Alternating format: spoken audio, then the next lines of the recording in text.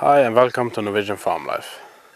Today we're going to have a look at the vegetable garden and see how the growing season has been, what went wrong and what has been okay.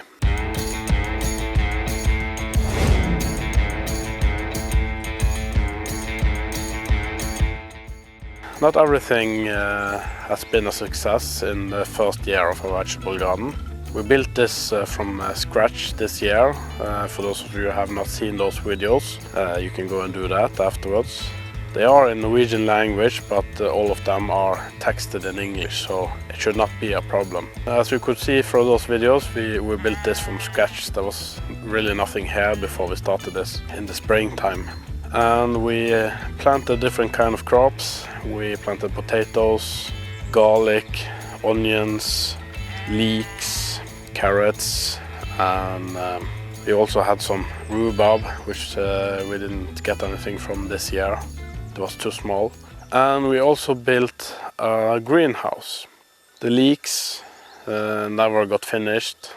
That was not a huge success. The onions was actually our biggest success. We are still eating on those.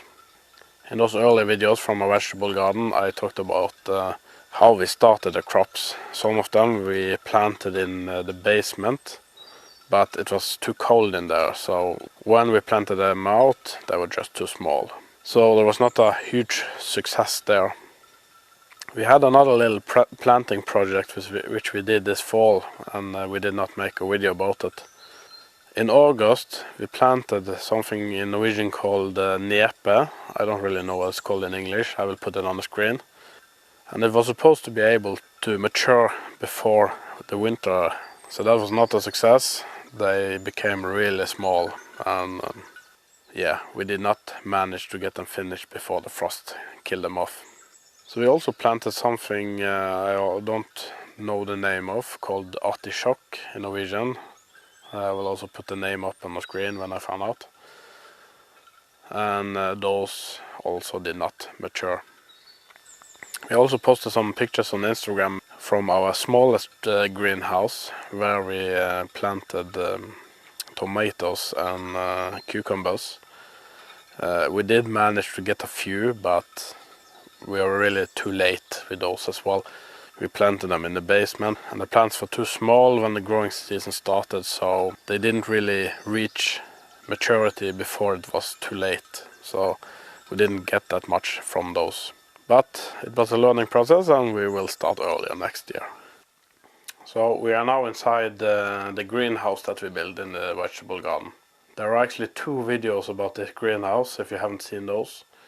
Those are also in Norwegian language, but with English captions, so it should not be a problem for those who do not speak or understand Norwegian.